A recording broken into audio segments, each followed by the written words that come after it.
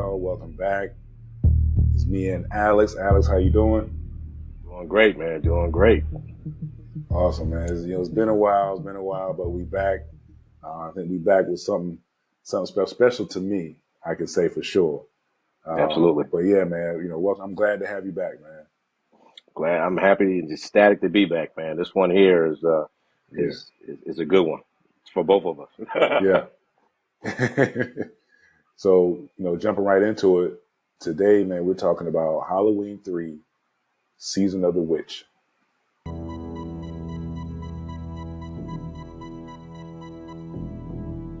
My personal favorite Halloween movie, and obviously it's the one that doesn't have anything to do with Michael Myers. It's Right. just my personal favorite because when it came out, this movie came out in 82. All right. Same year as E.T. and Poltergeist. Mm, You know, right.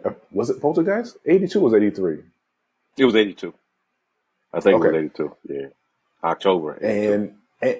And The Thing. John Yep. Carpenter's The Thing. Same year. And for whatever reason, man, when 82, I was 4 years old.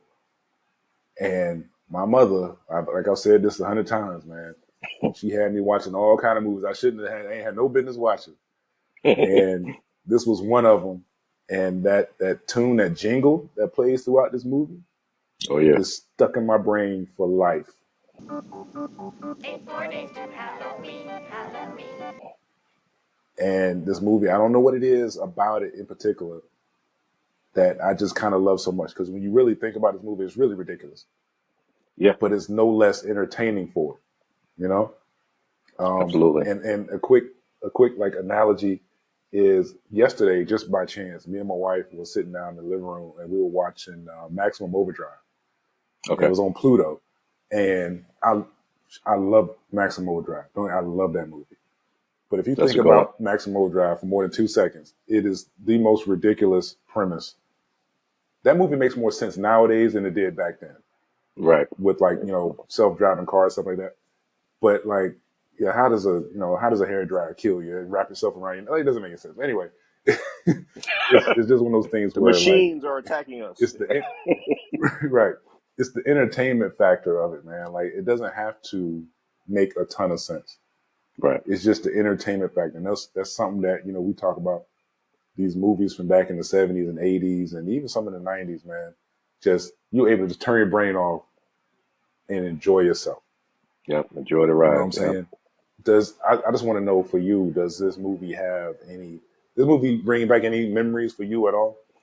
Oh man, you figure 82. Um, I remember, like you said, the jingle always stayed with me, and this film, I don't know about anybody else, but it seems to have like a presence to it. It lingers, like it's got a little bit of creepiness Yeah. to it, even though, like you said, it's kind of like one of the lowest ones in the series. But I've always felt that this had some heavy weight to it, especially now being an adult and knowing the subject matter. It's I can see why back then it didn't hit, and even nowadays it would probably have some problems going through. Simple fact is that we're dealing with things that happen to children, child sacrifice and different stuff like that. It's got some strong heavy points as far as like religion wise Yeah. and stuff, and it's like a territory. Like back then I'm sure they didn't give a crap, but it's a territory where you got to tread lightly, you know what I'm saying? So but Yeah. yeah, I remember it. I Yeah. remember it. I remember the mask, the jingle, the Silver Shamrock jingle, Yeah. and even the people in it. Again, we got my man Tom Atkins coming back again, man. I mean, The this legend, guy, the American yeah, hero. the average Joe. You know what I'm saying? He just Yeah. knocked it out of the park this time, man. Him Yeah. and I always had a little small crush for Stacey Nickens. I think that's her name. I pronounced her name right. Uh, Nelkins, I'm sorry. I always thought that her character really fit in this film as far as like being like a second to Tom Atkins character. Yeah. Um, and then you got I can't even pronounce what his name. Dan O'Leary, I Or think it is. Hurley. Hurley, Or yeah, Hurley. he Oh, played wait. Mr. Cochran, and that's Oh, a creepy Hurley He. dude. That's his name. Yeah. Yeah. Yeah, And I you did. remember him. His most famous role to me is RoboCop. Yep. He's the old man in RoboCop. And even going into here and looking Um, for like materials for this, a lot of these guys played a lot of TV, man. I mean, yeah. Stacey, she was in stuff like Fall Guy. She played in Hunter and Simon and Simon. Tom Hmm. Atkins was in a whole bunch of stuff, man. So he was on Oh TV yeah. as well as movies. So it just, these are people that we were familiar with back then. We saw them a lot. It wasn't until like maybe a few years ago. Um, can't remember how long ago, but anyway, it was more recent that I found out that Marge was actually Tom Atkins' real life wife, the woman that plays Marge in the movie, Garn Stevens, Oh, the one okay, that damn. that gets the laser in her mouth. Yeah, Uh, yeah. yeah. That was at the time her and Tom Atkins were married. Tom I didn't know Atkins that. was like 40, 47 or 45, something like that when he made this movie. And Damn. just imagine, I'm sitting there like, all right, you in this movie, your wife is co-star, and you banging this little tenderoni, and Yeah, on yeah, screen, yeah, like actors are special. Actors are special because yeah, like how do you process that? yeah. She was a cutie. I would have been like, "Hey, Yeah. watch yourself." Yeah. Yep. Yeah. Like, where do you want to sleep, Dr. Challis? Be better in this floor anyway. Where do you want to sleep, Dr. Chalice? That's Oh a dumb question. man, that line was like, yeah, that was perfect. Perfect. It was Tom Atkins, perfect. American hero. Yeah, I think one of the reasons that I really love this movie is because of the plot and how dark it really is.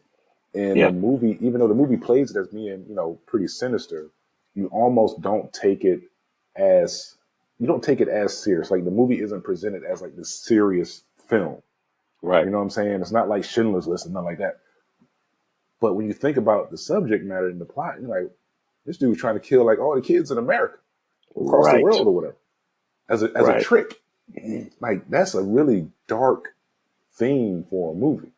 Um, right, but yeah, backing up, man, we got Connell Cochran is uh, the head of this toy company, Silver Shamrock, and the plot of the movie kind of revolves around this mystery of, of how this gentleman died in the hospital, and Dr. Chalice ends up meeting the daughter, and they go right, on like this,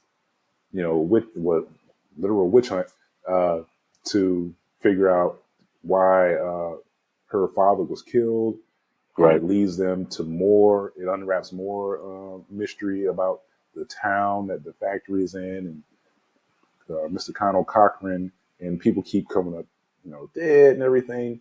This movie gets into an area where there's robots, and you think about this movie. This yeah, movie's crazy. There's Stonehenge.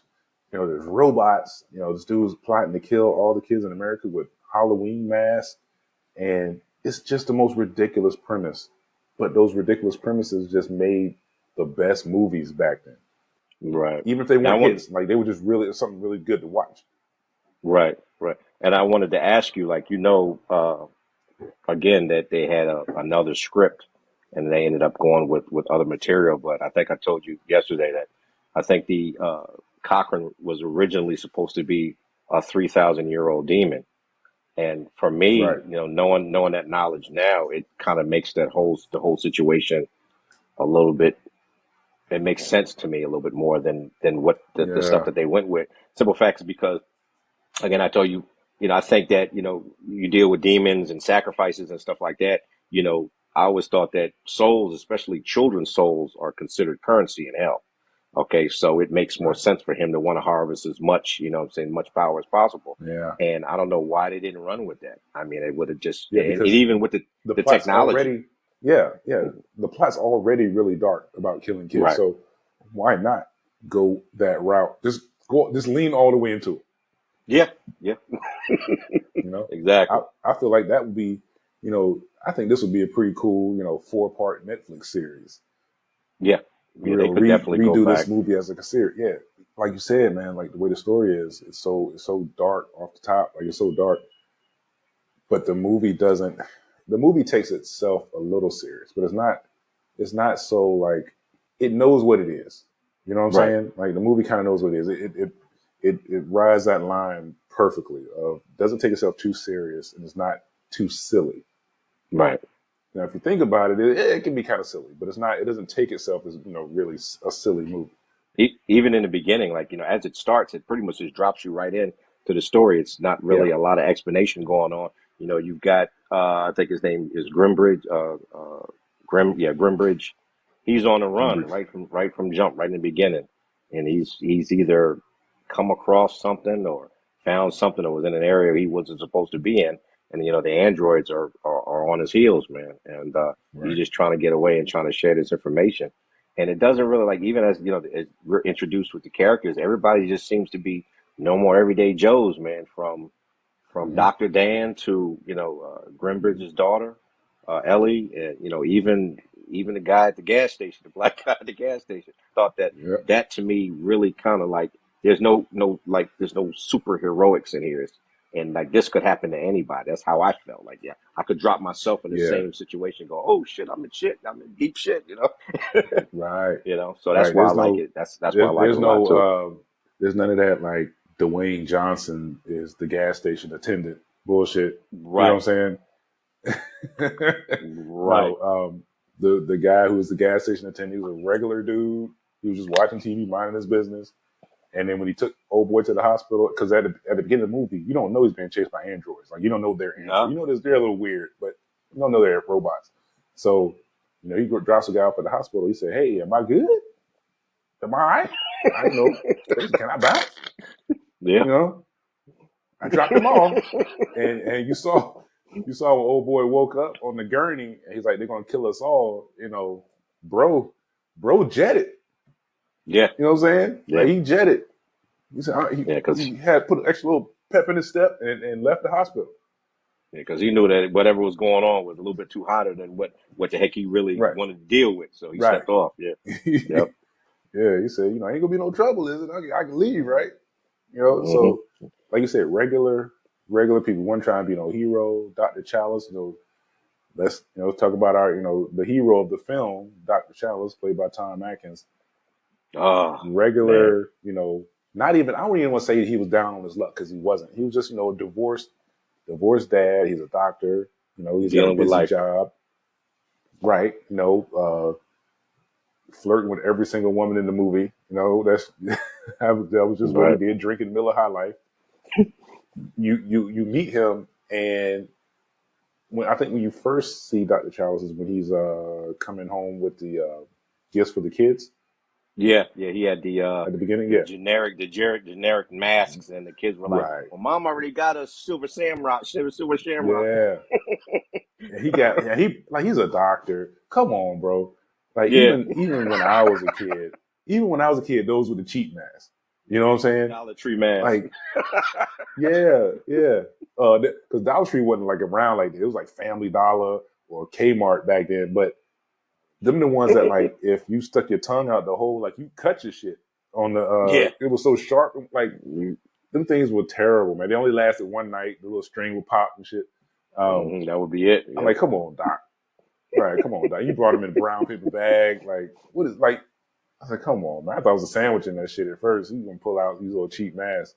Yeah, So yeah. I yeah, just yeah. of course, the kids are like, Dad, nah, look, Mom got us some actual masks.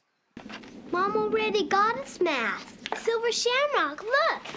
I'm The sorry. wife made me laugh because that was actually the young lady that was babysitting Lindsay from the original Halloween, and she, Oh yeah, again, you look at her, she was like kind of like the teenage hottie, and you're looking at her like, damn, and you married her, bro. I know you got problems, because she looked right, like she was a handful from Halloween. So I was just like, ah, man, you messed right. up. No wonder y'all divorced. Yeah, Man, then he yeah, he ends up like he was supposed to be doing. Of course, he messed up with the mask, and then like he was supposed right. to be taking the kids or doing something, and he gets a beat. He has to go to the hospital because the guy showed up at the Gets the hospital, call.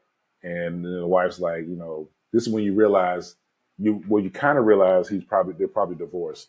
He doesn't say it until like the Right. next scene. You realize, okay, there's something going on there, or whatever. He gets called to the hospital. Like I said, the guy's there. The brother brings him. He's like, "All right, can I leave?" and everything. The guy wakes up. They sedate him, and Dr. Challis, slaps the old black nurse on the butt, Yeah, and I saw because that. she said, "Hey, there's milk and cookies in there." And she's an actress. She's been around for a long. She had been around for a long time before this movie. I have to look Maddie her or up. Mady Norman. Yeah, yeah. She died in 1988. She was 85 years old. Oh man. But yeah, she had So a she was long career in pretty old Hollywood, doing this man. then.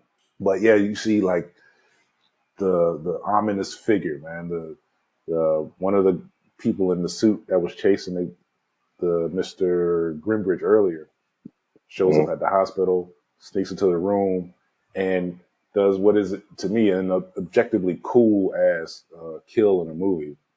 Yeah. I don't remember. I haven't seen this in another movie that I recall, where he sticks his fingers in his eye sockets and then And pulls out the pulls bridge the of the bridge of nose his and the nose stuff. up.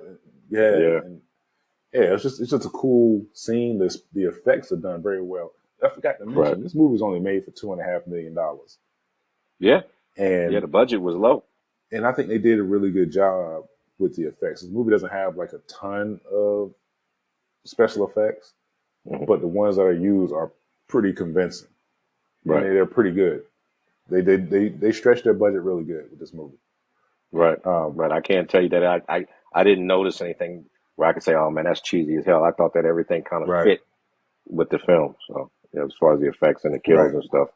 Even the androids, it's easy to fake because like when someone damaged one of them, it's like a punch to the gut. You pull out a bunch of wires, or Right. you knock the head off. It's not like they weren't doing stuff like Terminator with like mechanical arms, all the other stuff. Nothing too complicated. Thought that the androids Yeah, were they added just an extra layer of creepy because there's something about androids, robots, and animatronics where there's like that there's no reasoning with this thing because it's not human. It only has one right, purpose. You know what I mean? So you can talk till you blue in the face. You run, you're gonna get tired. You can't hide from them. Eventually, they're gonna find you. So there's right. constant like this ongoing pressure when you're dealing with them. And I thought that in itself was just an extra layer of creepiness. Because I remember when I was a kid. I mean, they was folding people up like dry bundles of twigs, man. And I'm just like, I don't want him on me like that. You know what I'm saying? And they right, grab you, right, it's right. like, they got you. So It's a it wrap. really, Yeah, it's a wrap. yeah, After the android kills Grimbridge, the nurse screams. Challis comes in there. Police get called and everything. This is where you have a scene where he's on the phone with his ex, and yeah, she's like yelling at him, like, "Okay, you better be home. You better make sure you're here Saturday to get the kids." He's like, "I'm going to be there. I'm going to be there." And he tells the cop, like, "That's my ex-wife." And then that's when young Ellie Grimbridge shows up right. to view the body. You can tell that she's confused about what happened to her dad and everything. And you see our hero Tom Atkins kind of cut his eyes out, like, Yeah, you checking it okay, out. Yeah, yeah, yeah, yeah. yeah. um, But you notice and there too, like when the android goes to burn itself up before they call the cops. I think yeah, right then and there, for him, that's when the trauma started because he's just like he's standing there looking at the car like, what the does this motherfucker just do?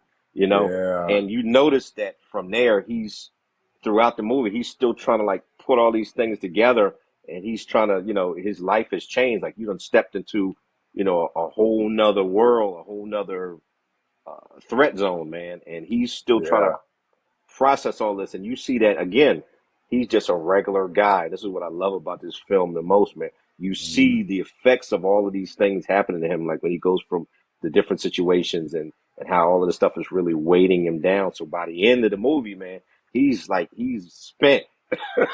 yeah. He's a And wreck. it He's a really, wreck, man. yeah, and it's really like it's realistic and it's satisfying to me because I'm like, okay, this guy, he's not a Superman, he's not a final guy, Yeah, you know what I'm saying, or a final girl, you know what I'm saying. yeah, He's just a regular guy, and it just showed it so yeah, much, man. And yeah, yeah. And I'm glad you caught that. I forgot to mention the fact that the dude poured the gas on himself and blew himself up, and that's your first clue that, okay, are these guys human, or you don't really see any him being a robot or anything like that, but it's just right. him sitting down real calm, gas lighted, car blows up. Yep. Yeah, Yeah, and his face, man. Again, you just look at it. Just, what the hell just happened? Yeah, And he's like, even when the yeah, cops come, he's sitting there still trying to like gather his thoughts and stuff. And it's just you see it's bugging him, like because again, he's never seen the average person doesn't see this type of stuff. You know what I mean? So yeah, it really yeah, it starts there and gets the snowball just gets bigger. yeah. And that's part of the appeal, I think, for this movie is that Tom Atkins, first of all, he just looks like a regular guy. Right. And for the most part, he acts like a regular dude.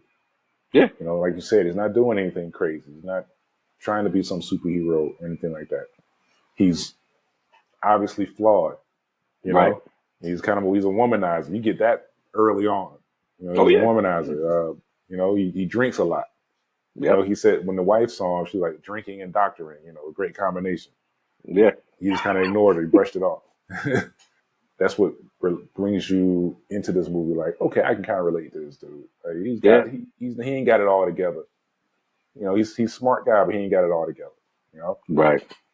Eventually, him and Ellie, they hook up at like a bar, Right. and she's telling him, the last time she saw her dad and what he was doing and everything, and that's when this little mystery starts to unfold. Like, okay, there's some strangeness going on, and Right. I forgot to also mention that Ellie at the time, I forgot how old she was when she made this movie, but she was a pretty decent actress in this movie. Like she did her part fine, no worse than any other 80s sci-fi horror movie actress. Right. Right. So yeah, I think she was perfect in this role. Right. I didn't see any Um, flaws in her performance either. It wasn't like she right. wasn't over dramatic or anything. Just everything fit Yeah. for me. You know, even when they went back, after they met in the bar and stuff, and they went to, I guess her father's store, and it kind of was kind of cool to know that, they were the owners of kind of like a toy shop or novelty shop, and Yeah. again, you're seeing that her father and her kind of had just like a regular life, and she's trying to figure out, now he's dead, like what happened, like we're not the type to be in a whole bunch of trouble and whatnot, and for this to happen, Mhm. and he was killed. It just doesn't make any sense. And she said, "Hey, I'm not going back to LA until we find out what the heck's going on." So I think, with Tom Atkins' character, Dr. Dan, he kind of wanted to help her. Of course he liked her.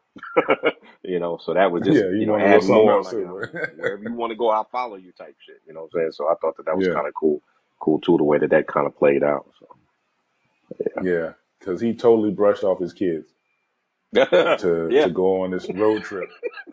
You know, big he was time. on like bro was on the payphone with the 6-pack of Miller High Life on top of the payphone. Like, hey, yeah, I got this doctor's thing. This is the conference or whatever. I can't remember the name of the hotel. I'm gonna call you later. Lying his ass off. Click. Yeah. All right, And let's go. meanwhile, she Yep. waiting on him. Oh boy, you slick boy, American hero, man. Yeah. Um, Yeah. yeah, they get up to the town, and what was it, Santa Mira, if I remember correctly? Yeah, I think it was I think Santa that was the Mira. name of it. But yeah, anyway, they get to the town, and the town looks a little weird. You know what I'm Mm. saying? And, it's not a lot of activity. People are looking.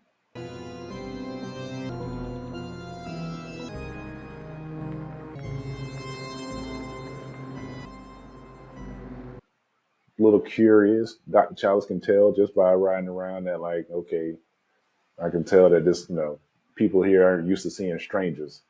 Right. It even And didn't.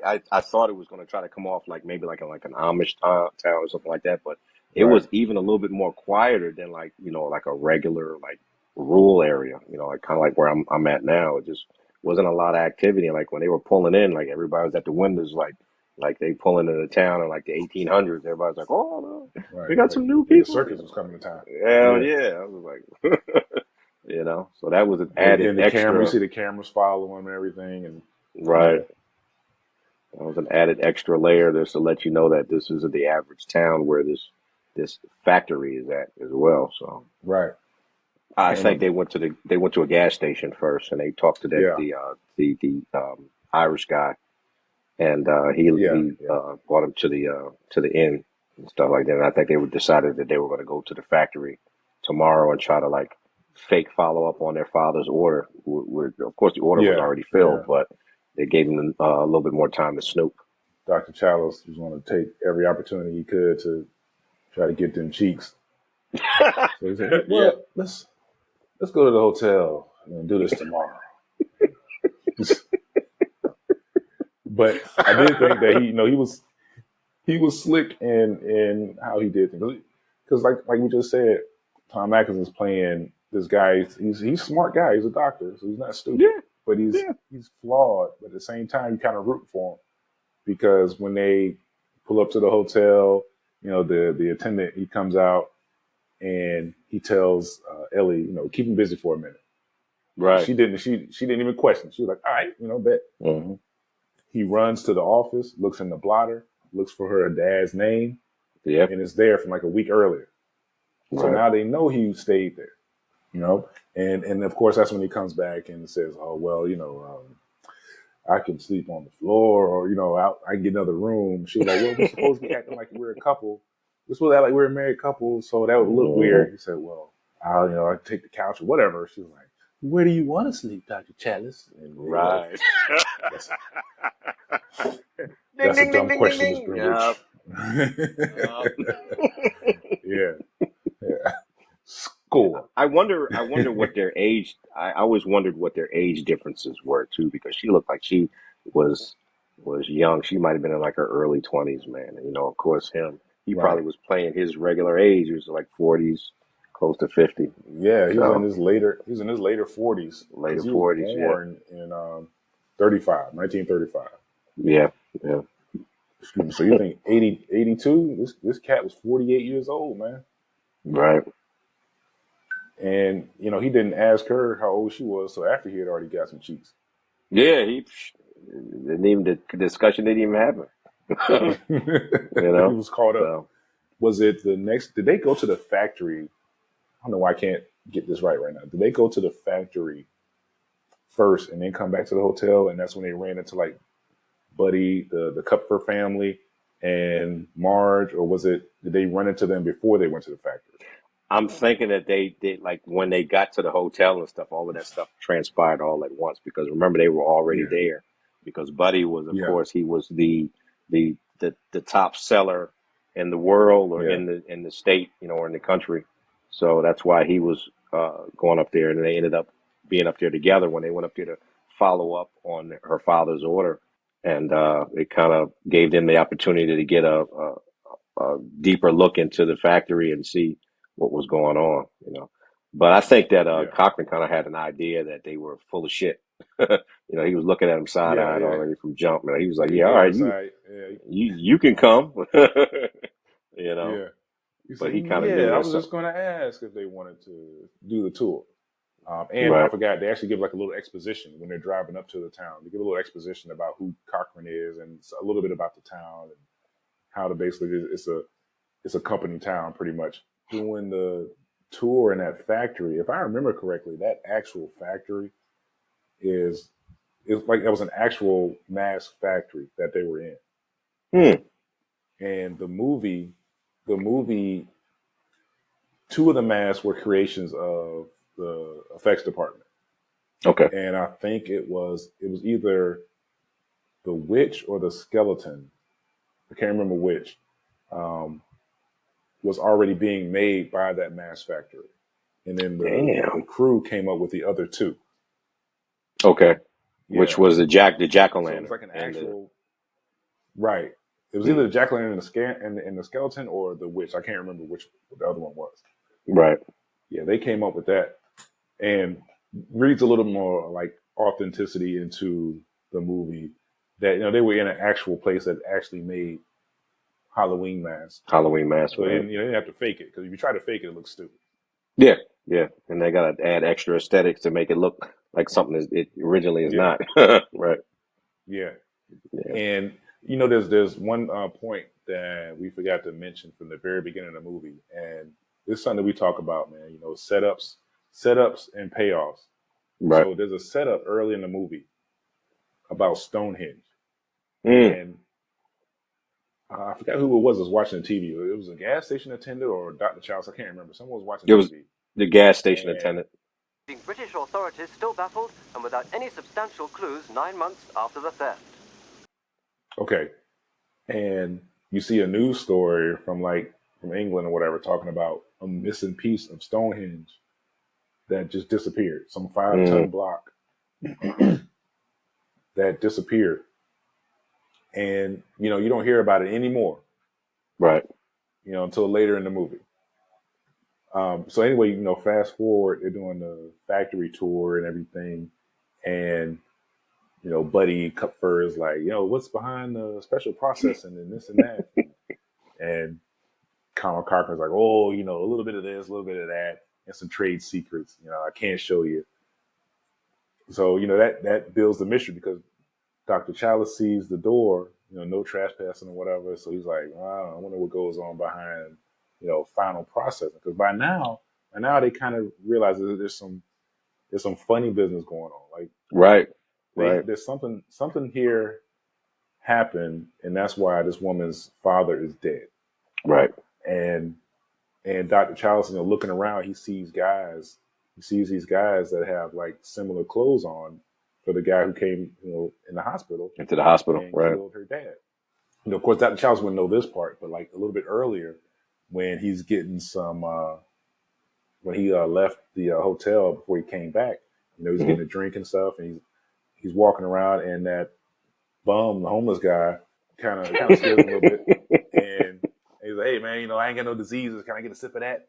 Yeah. And he's talking to him about like the town, and he's like, "I hear things about this place, and screw you, Colonel Cochran, and this and that." He's like, "They can probably hear us right now." I got one thing to say. It's the last Halloween for that lousy factory of his. Yeah. And like a few minutes later, dude gets the Jason Voorhees treatment and gets his head snatched off. Yeah. crushed and pulled off. Like, damn. Yeah, and that's when you realize, okay, these guys, obviously they're strong, but like there's something weird going on with these guys. That scene right there, it really gives you like, like once Cochran gives them an objective, they see it through. And so he's basically got himself a whole freaking army of androids. And it never really fully explains like how they're made or where they come from. You don't see the process inside of the facility at all. So it just, to me, it kind of leaves like a big gap, a big hole there that could be filled, possibly later on if they wanted to come back and try to do an add-on to this or something like that, because it'd be interesting. And the technology to me, man, was just way above the time, man. Like how is he making these animatronics like this? Like this is some futuristic stuff, Right. And this is stuff that we thought, back then that like, oh man, the year 2000, it might really be androids or something. And technology just doesn't advance like that. Like the things we didn't imagine are the things that came about, like a cell phone in the palm of your hands. Those are things we didn't imagine. The things we did imagine are things that didn't happen. Flying cars and androids. That stuff didn't happen. Yeah, this movie was kind of ahead of its time. And like we said before, with the effects, I think, leaving it to your imagination is just another trick that, a lower budget movie will use to give itself some, a little depth, because they don't explain, obviously, like I say, they don't explain how they make these robots. No. Mark Cochran just kind of does this offhand comment like it took a while to get it right. The surprising thing is that the internal components were quite simple to produce, really. The outer features took much longer to perfect. If you start digging into it, they start trying to show all that, then, you blow your budget on a few scenes with a few robots. Right, so, right. It makes sense. Less is more. Just tell us the robots, and they were hard to perfect. That's all you need. And they're strong. Don't screw with us. I'm gonna have them kill your ass. Yeah. Right. Challis sees these guys at the factory, so he knows they came from here. He knows there's some fishy stuff going on. And when they get back to the hotel, I believe that is when Marge accidentally does the misfire. Well, no, I think that happened before they went to the factory. That happened before they went on the tour.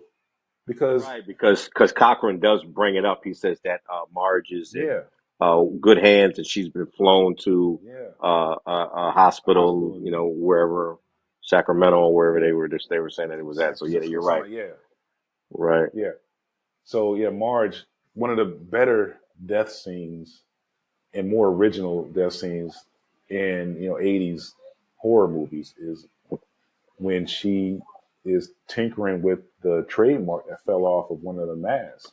It's got like a right. microchip on the back, or a Yeah, circuit board. It's got a circuit board on the back, and she pulls a pin out of her hair and she's kind of screwing with it, and that thing shoots the laser beam into her mouth, and the effect, the practical effect of her face being distorted, and I explode. can't Yeah, even describe it. It's just right, like it's just one of the more original things you'll see, because what does that injury look like? No one knows, so you can just make it look right. like whatever you want, It was based on where the and like her impact lips went are like in, curled out.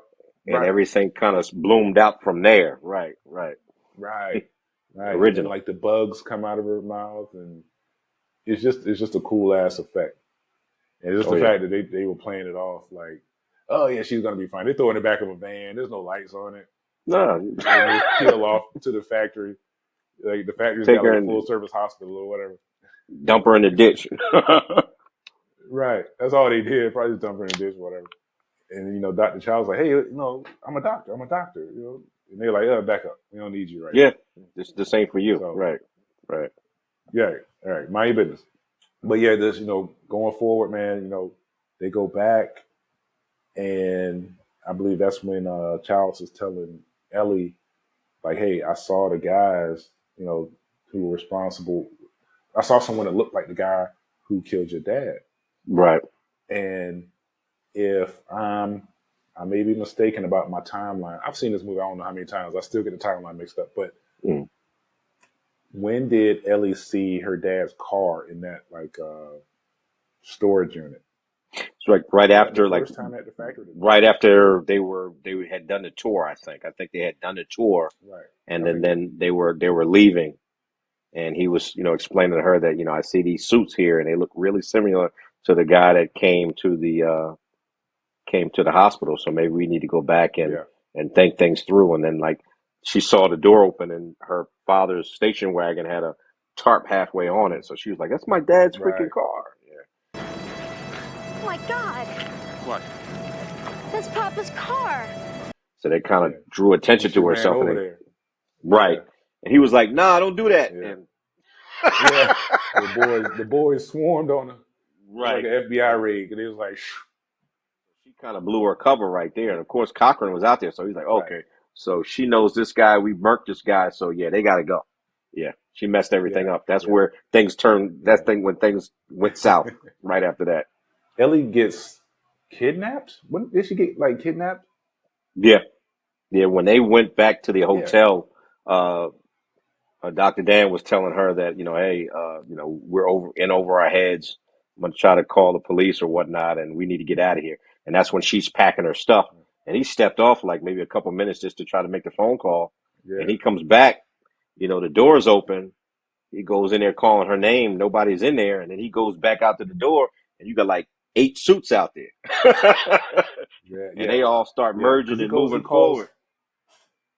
yeah, he calls the forensics lady. He Yeah, calls the that was going forensics on lady. too. Right. Because he was messing with her too. But he calls her, and, he's called her a couple times at this point throughout the movie. And the Right, first time she's like, hey, look, they mixed up the envelopes. I've been doing forensics on car parts and stuff. hmm And we got to get it straightened out, blah blah blah. So later on, like I said, when Ellie's getting kidnapped, he's on the phone with her, and she's saying that, well, we got it straight, but it's nothing but like car parts still. right, She said the fire was hot, but it should still be some bones and teeth left, and there wasn't. right. So at this point, you know Nothing. for sure that these guys are they're robots; they're not humans. Right. And Cochran actually had a listening device behind the counter in the hotel. Yep, it was a bug. Yep. I saw that. Right, because he tells her to look into Connell Cochran and Silver Shamrock or whatever. So Cochran, of course, since he heard that, he sends one of the robot goons to take care of the forensic scientist. Yeah, He's leaving no stone unturned. she got it bad.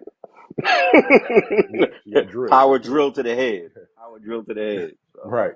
So yeah, now our hero, man, he's stuck trying to go and save Ellie, and he goes up to the factory and I remember he sneaks in and there's like the scene with the old lady, Yeah, in the rocking chair. yeah, doing the And she's like freaking whatever. and it's she's an android. Right. He's like, "Where's the girl? Well, where's the girl?" So he shakes her, and the head falls off.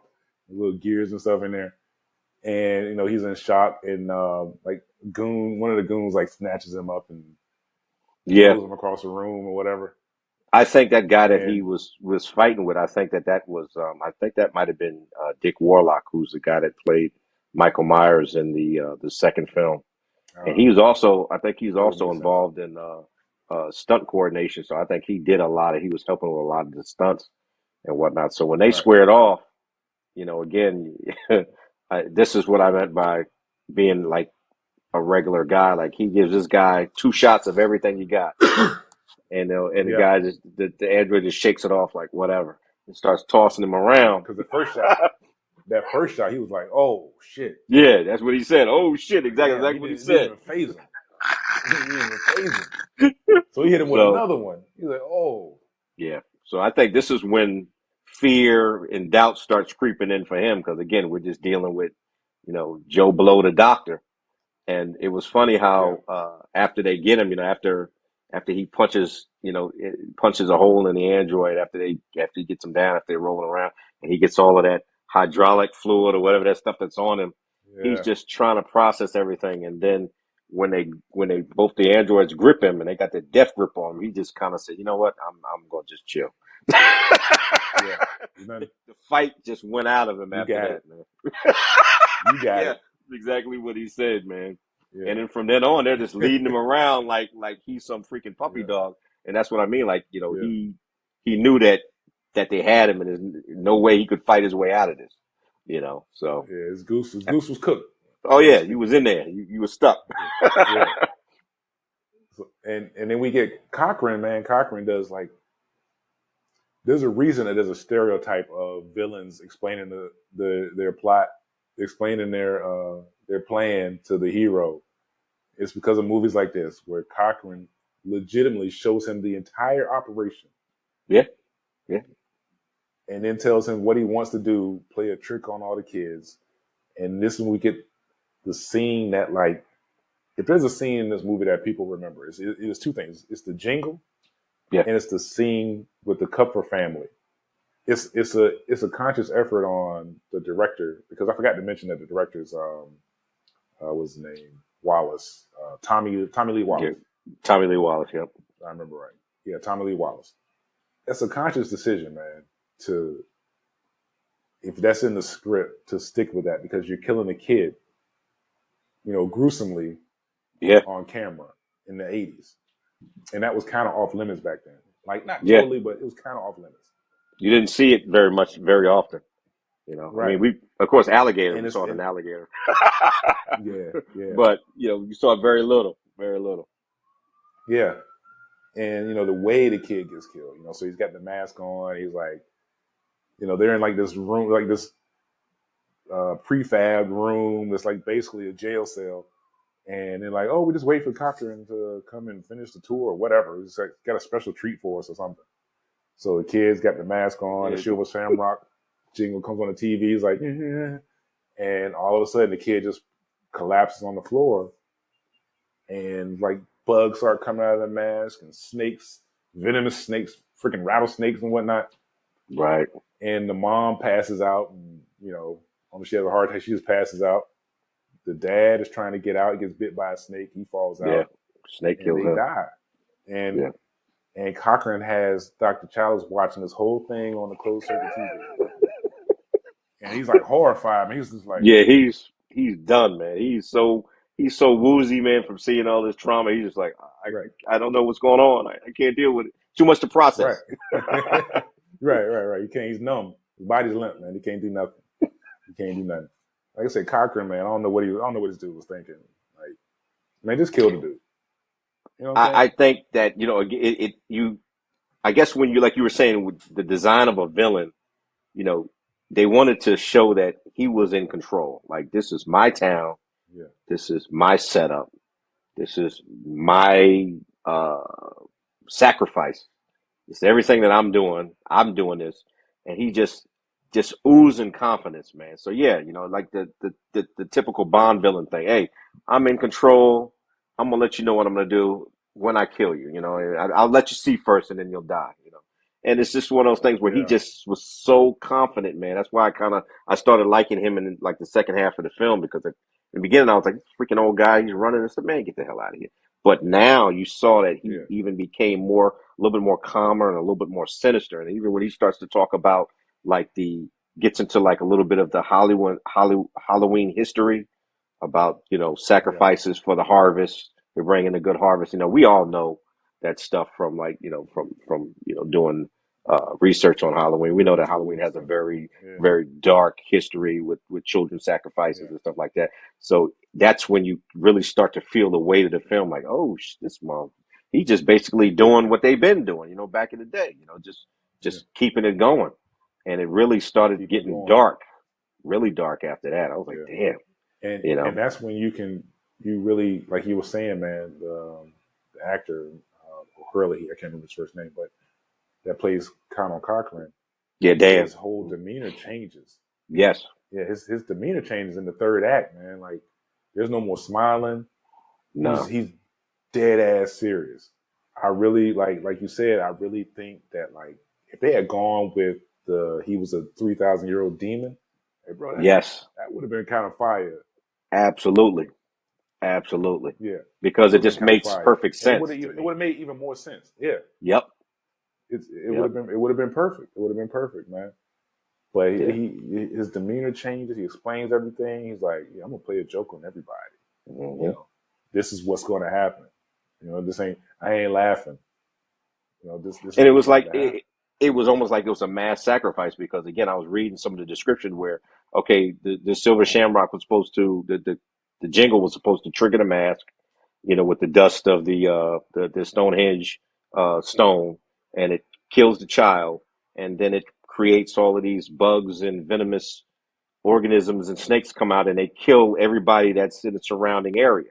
So, you know, it's like almost like an AOE shot. You know, you kill a kid and then everything goes outwards and smokes everything in the house. You know what I'm saying? So you figure that happens in like 1 million houses, you got a whole bunch of dead folks, man. You know? Yeah. Snakes everywhere. Exactly. Yeah. Snakes and bugs everywhere. Crazy. And when Cochran is telling him the story, that's when, you know, you see the factory floor, the part of the, you know, final processing that we didn't get to see earlier, and that's where that piece of Stonehenge is. And they're just like chipping little pieces of Stonehenge off to put in the chips because of magic powers and this and that. Yeah. Now, this is where the movie, if you're trying to make sense of this movie, this is where it's going to lose you. Mm. You know, if you're just watching a movie for entertainment, it's still good. But if you're trying to like make sense of it, this is where it's going to lose you, because you see it's like the day before Halloween. Yeah. Like the night before Halloween at this point. And the robot guys are still in there like making chips to put on masks. But like, where are these masks going to go? Because all the kids in America already have these masks. They've already been sent out. So like, why are they still making the masks? Like, it's not like anyone's going to buy any more of them, you know, for next Halloween. You know what I'm saying? Like, what are they still making them for? But it kind of got weird. Anyway, that's one of those things that's one of those things you got to think about. Well, just keep working. Yeah. If you really want to, right. I'm pretty sure like they're going to want these after Halloween clearance sales. So, you know, no, they're not. Everybody's going to be dead. Yeah. But that's when Challis, he finds a way to escape. And I think that's when he tussles with one of the, No, wait, did he tussled with the guy before? No, so no, it was after. And So they he they finds a way tied to him up escape. after that. Yeah. Yeah, yeah. He found a way to escape, and he hooks back up with Ellie, and I can't even remember how he ran into her again. Yeah, he noticed, and the doctor showed her in a camera that she was tied down on a table. And I guess when he Right. got up into the ventilation shaft and he was looking, he saw that she was still in that area or whatnot. So he kind of got out and made his way around there. And he was bent on trying to get her Yeah. because he had feelings for her. And of course, they did Yeah. the switcheroo, and I'm sure she died. They probably Yeah. murked And her. Yeah. yeah, that's another one of those things that if you're thinking about the movie, like that doesn't make any sense at all because after he rescues her, they go on like a robot killing spree. Yeah, yeah. They They they did go a up in lot the of rafters and he drops he triggers the Silver Shamrock thing to come on all the TVs in the little factory area, right? right. Cochrane's down there with all the robots, so he triggers the thing to come on and throws the Silver Shamrock a box of the little The chips. trademarks with the chips on them, and they start sparking and doing all kind of crazy shit. And all the robots, the ones that were chasing him, they all collapse, and all the robots down on the floor, they all collapse. Shuts the whole system And down. Yeah. the the rock lights up and turns Cochrane into like a marble statue that explodes or some shit. Like this, none of this makes any sense at all. It would make more Right. sense if he was actually a demon. The surprise is that Ellie is now a robot Yeah. that you They find out swapped when her once they out. escape the factory. You find this out. But if she's a robot, why was she helping him? Like she was helping him kill everybody and Cochrane. One of the androids had sneezed in the elevator, and he says, and he says, "Gesundheit," and he's looking at uh, Doctor Dan and says, the little details, and he says, it's a work of art type deal. So I'm thinking that Yeah, she was given direction to go with him until given the opportunity to take him out.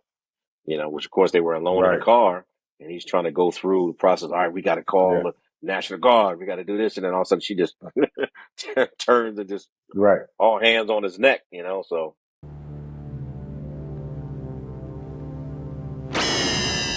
She had to be a special robot because when he dumped all those chips, it short circuited every robot except her, right, exactly, right, which would lead you to believe that she's not a robot until she reveals herself as a robot in the car.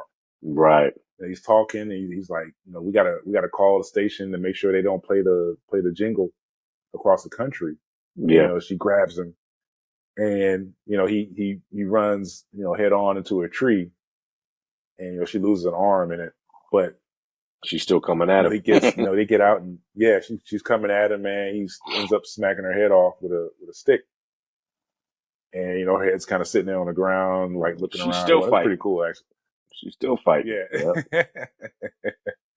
And Challis, man, at this point, Cochrane's dead. Challis gets to full circle. There's another thing I like about this movie, man. Those same setups and payoffs. The movie ends where it started, right. in Same that situation. same gas station. Yep, he's running. He's running to the gas station, and he gets in there, trying to get on the phone, and he's yelling at the one of the channels, stop the broadcast. They stop it. So he goes, flips the channel, broadcast about to come on another channel. He calls them. They stop it. But the third channel, they haven't stopped theirs. Right. And he's screaming like, stop it, stop it, stop it, stop it. And you hear the dun, dun, dun, dun, dun, and he's like, Yep. stop it. And then that's when the movie ends. Stop it! Stop it! Stop it! Stop it! Iconic moment. So you don't know, right? Bro, when it comes to like ambiguous endings, I know a lot of movies have done it. Here's the thing. There are objectively better movies that have done ambiguous endings. Right. You talk about like a movie like Inception or something like that, right? Yeah. Objectively, it's a better movie with an ambiguous ending.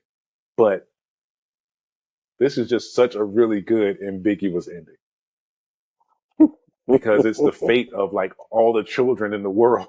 Yeah. We don't know what happened. We don't know what happened. It's not like they made some direct sequel to this movie or anything like that. You don't know what happened, and it leads to like the mystery. When a movie leaves you thinking like that it leaves an imprint on you. You know what I'm saying? Because you don't know, like, man, what really happened? And you can only imagine, like, man, what if they didn't turn it off? Yeah. Like half the kids in the country are dead now. You know, the collateral damage would have been like ridiculous, man. Yeah. Just from that one channel. Yep. Right. And it wasn't so much that like Cochran, the way he planned it out was all the kids had to be watching. He's like, wear your mask and you got to be watching to win the prize. Right. So you know how it was back then, man. You talking about early 80s? Yeah. Man, we used to run inside. We used to be outside playing kickball, but run inside the house or run inside the crib. I was staying in the project at the time. Everybody was scattered or go to whoever's house had a certain channel because freaking Thriller was on TV or something. You know what I'm saying? Like, there weren't so many channels and there was no YouTube, there was no cell phones. So like when it was time to gather around a TV, you had to be you in take front something of as simple as, I don't know if you used to watch like the David Copperfield shows back then, but they only came on like once a year or whatever. Right. And like, if you wanted to watch it, everybody had to sit down and watch it. So if you got this popular thing and the commercial tells you, like, every time you see this commercial, like, make sure you're tuned in Halloween night at 9 o'clock, 8 o'clock, whatever. Yeah, you're going to have majority of these kids sitting down because they want to win the prize. Yeah. So you think, man, like, all these eyeballs are going to be on the screen and you got this ambiguous ending. They don't even let you know what happened. Right. That's just one of the most awesome things about this movie. Yeah. I think the the hero, fallout was he terrible. really a hero? Yeah. It makes you think, yeah, did he actually save anything? I think he only minimized the damage, to be honest with you, man. I think that I was reading somewhere that the book, they've got a book version of this that says that the third channel still continued, and the movie faded, the scene fades out with the screams of children. So that lets you know he didn't make it.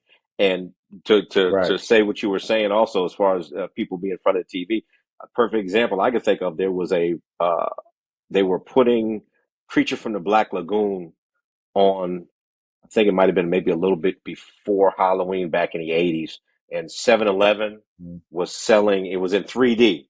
So 7-Eleven was selling the glasses. Selling the glasses. So that's, again, that was part of the time period where you went to the place to get what you needed, and everybody sat down and enjoyed that one. That they made an event. So yeah, so it was a big event. So yeah, people were in front of TV. Yep. So yeah. And at that point, he was. It's crazy, I felt bad for Dan, man. He was spent, man. And to give everything that you got, only to just minimize the damage, the overall damage was like, you could have left the theater like really feeling defeated, because you kind of had an idea, oh shit, he didn't make it, man. I wonder how many kids died. It just left you heavy at the end. Yeah. And his own kids, kids had the mask. Exactly. Yes. Yep. So he had a horse in his race. Yeah. He had pressure. He had a dog in this fight, Pressure was and on. you don't know if he saved him. You don't know if he saved him or not, man. Like the pressure, like you said, the pressure was on him. The pressure was on him, and that's the movie. But let's talk real quick about like the production of this movie, because the reason that the main reason that it wasn't at least somewhat of a hit, it was a $2.5 million movie. It made like $14 million. It made more than its budget, but it wasn't a hit. Right. And the studio wasn't cool with that. When John Carpenter and Deborah Hill, who I believe at the time were married, I can't remember if they were married at the time or not, but anyway, they were behind Halloween, the original Halloween and Halloween 2. They reluctantly did Halloween 2 because they thought they had kind of closed that chapter on the first movie.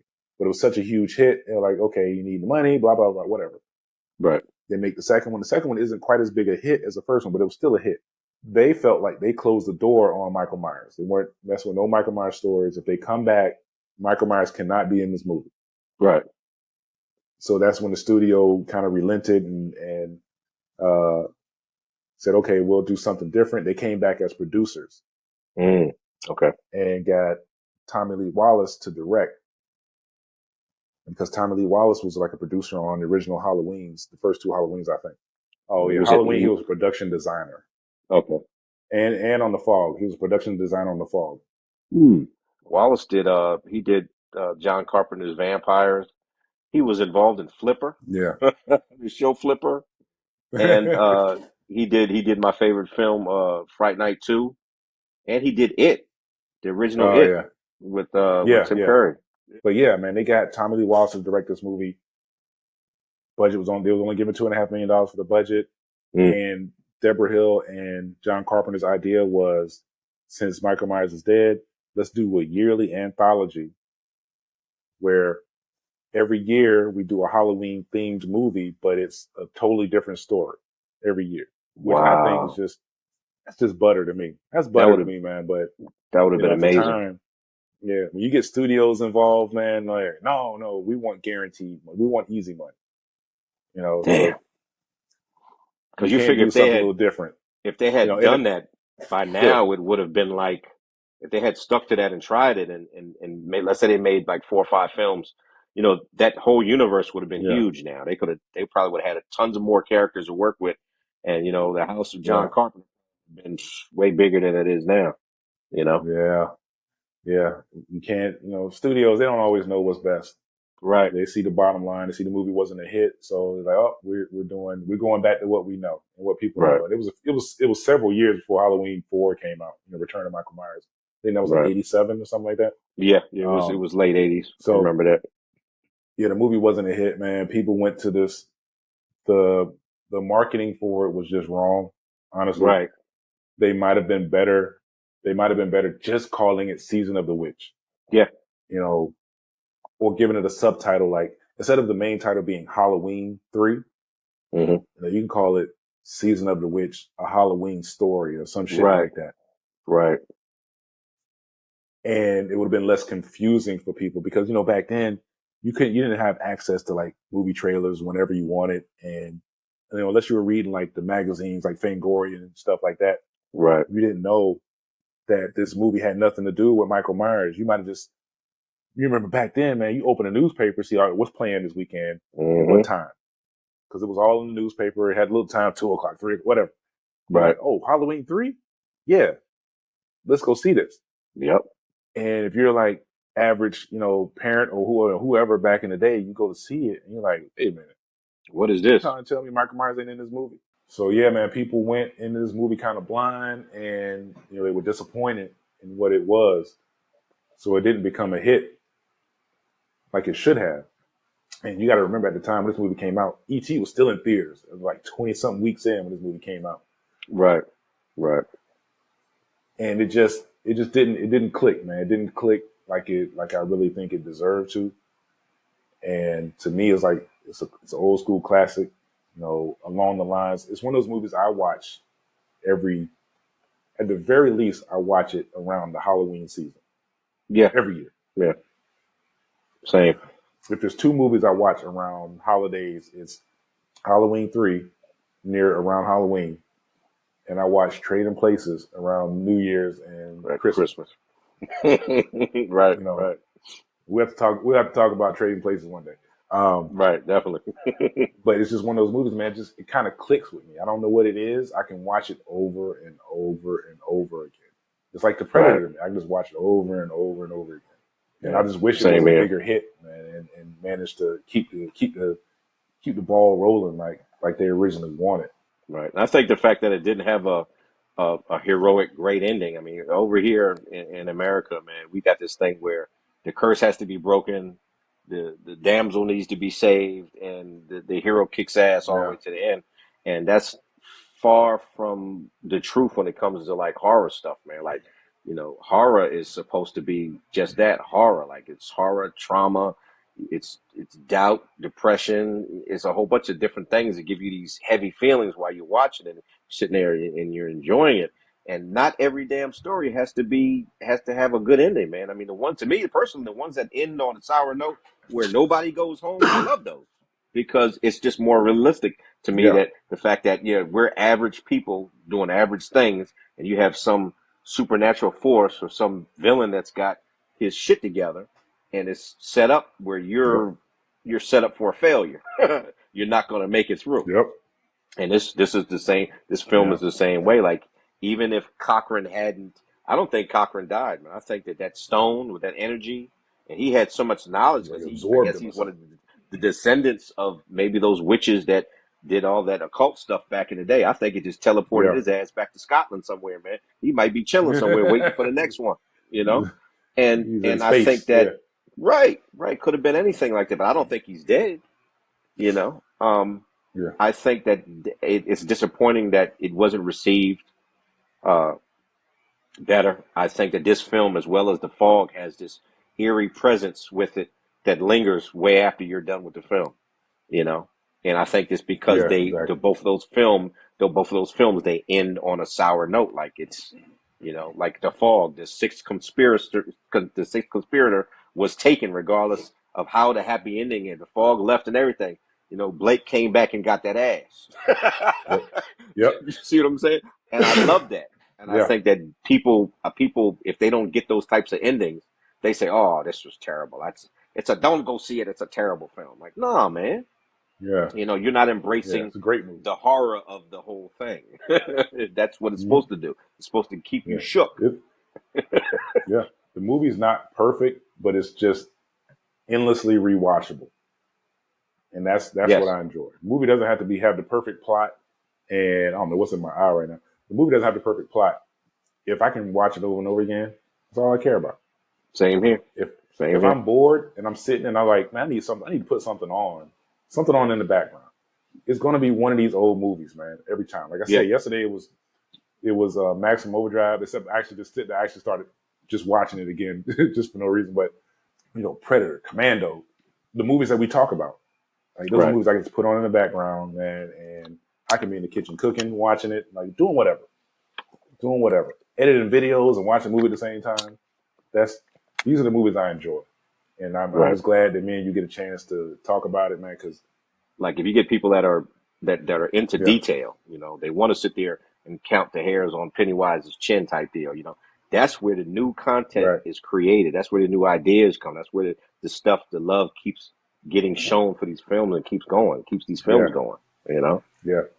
Definitely. Man, look, that's Halloween 3, man. We could probably talk about this movie for like another 2 hours for real.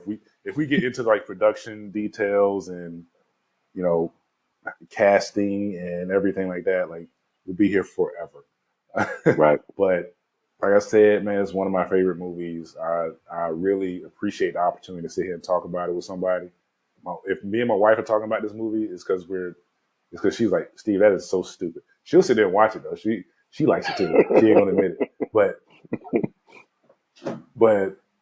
being able to talk about this, man, I just really appreciate you coming on and doing this with me. Anytime, man. Absolutely. We're the only ones, man.